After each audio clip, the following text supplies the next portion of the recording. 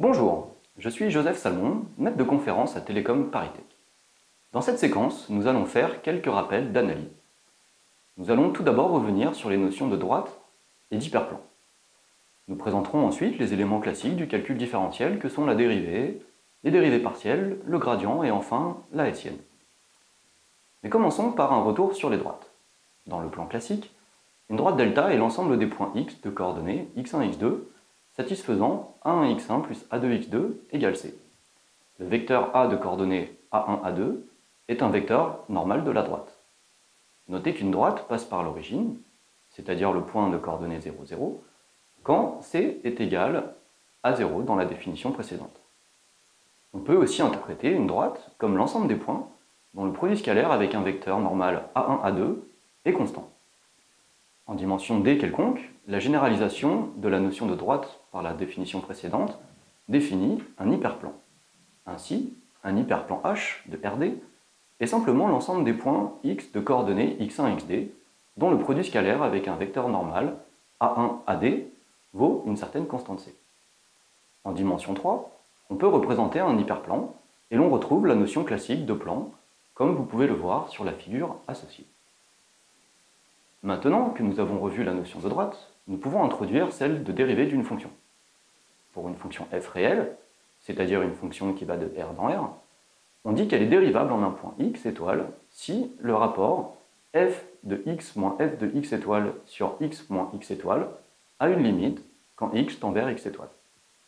Graphiquement, cela veut dire que le taux d'accroissement entre un point x et un point x étoile a une limite quand on se rapproche de x étoile.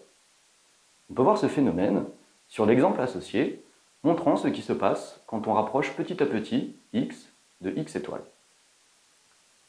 On voit que la pente de la droite se stabilise et qu'à la limite, cette pente vaut exactement f' de x étoile. Cette vision de la dérivée comme limite du taux d'accroissement n'est pas la seule utile. On peut interpréter la dérivée grâce à la notion de tangente, ce qui permettra une généralisation plus facile pour des fonctions en dimension quelconque. Introduisons la notion de tangente d'une fonction f en un certain point x. Pour une fonction dérivable en x étoile, on dit que delta est la droite tangente à f en x étoile si delta a pour équation y égale f' de x étoile fois x moins x étoile plus f de x étoile. La tangente est donc la droite qui passe par le point de coordonnées x étoile, f de x étoile, et qui a pour pente la dérivée de f au point x étoile.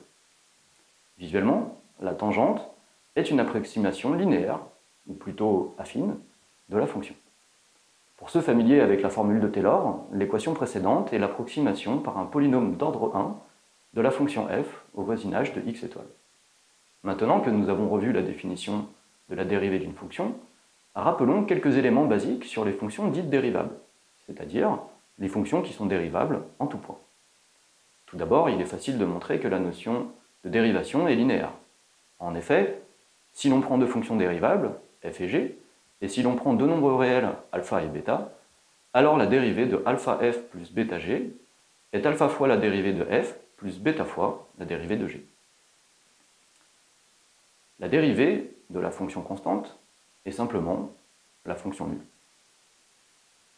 Celle d'un polynôme, par exemple un polynôme qui a x associe x à la puissance n, est la fonction qui a x associe x à la puissance n-1 fois n. Enfin, la dérivée de la fonction exponentielle est la fonction exponentielle elle-même.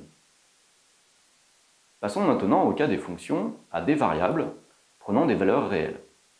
Pour de telles fonctions, on définit la im dérivée partielle au point x étoile.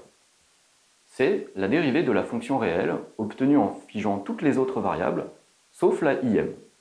Du point de vue de la notation, on nomme d rond f sur d rond xi de x étoile la im dérivée partielle de f prise au point x étoile. Visuellement, la notion de dérivée partielle est illustrée sur cette figure pour une fonction de deux variables. La fonction en question est représentée dans l'espace et la première dérivée partielle de f en x étoile est obtenue en considérant la fonction f restreinte à la tranche des x dont la seconde composante est égale à x étoile 2. Dans cette tranche, la restriction de la fonction f est simplement une fonction d'une variable. La dérivée partielle est alors la pente de cette fonction. Pour synthétiser l'information contenue dans les dérivées partielles, il est souvent plus commode d'introduire le gradient. Pour une fonction f de d variables, le gradient de f au point x étoile est le vecteur des dérivées partielles de toutes les d directions. Ainsi, le gradient f de x étoile est égal au vecteur d rond f sur d rond x1 de x étoile, d rond f sur d rond xd de x étoile. Tout comme la notion de tangente donnait une interprétation visuelle à la notion de dérivée, on va voir que la notion de différenciabilité admet le même genre d'interprétation. On dit qu'une fonction f est différenciable en x étoile si la limite, quand x tend vers x étoile, du ratio de l'écart entre f de x et f de x étoile, plus le produit scalaire du gradient f de x étoile avec x moins x étoile, sur la distance de x moins x étoile, tend vers 0. Visuellement, en dimension 2, une fonction est différenciable en un point si l'on peut approcher localement la fonction par un plan. Dit autrement, la fonction admet un plan tangent en un tel point.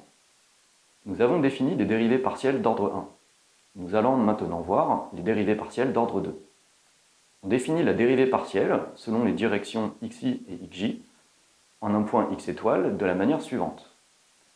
d de f sur dxi, dxj en x étoile est égal à la dérivée partielle selon xi de la fonction d de f sur d de xj prise en x étoile. On admettra ici que pour les fonctions rencontrées communément, l'ordre de dérivée partielle ne modifie pas la valeur des dérivées partielles. C'est la propriété de Schwarz. La matrice hessienne au point x étoile est alors la matrice qui a pour terme général d de f sur d de xi, d de xj. L'intérêt de la hessienne est qu'elle permet de donner une approximation d'une fonction par un polynôme d'ordre 2. Ainsi, pour des fonctions régulières, on peut approcher f au voisinage de x étoile par f de x étoile plus le produit scalaire entre le gradient de f en x étoile et x moins x étoile plus une demi-fois x moins x étoile transpose fois la hessienne de f en x étoile moins x. Visuellement, en dimension 1, cela revient à approcher notre fonction f par une parabole qui passe par le point x étoile. En dimension 2, la représentation d'un polynôme d'ordre 2 de la forme x donne x transpose a de x pour une matrice symétrique A est de l'un des trois types suivants. En forme de gouttière, c'est le cas quand 0 est une valeur propre de A. En forme de bol parabolique, c'est le cas quand A a deux valeurs propres de même signe. Et enfin, en forme de selle de cheval, quand A a deux valeurs propres de signes différents. Bien entendu, ces trois types de formes peuvent être en toute généralité orientés à l'envers.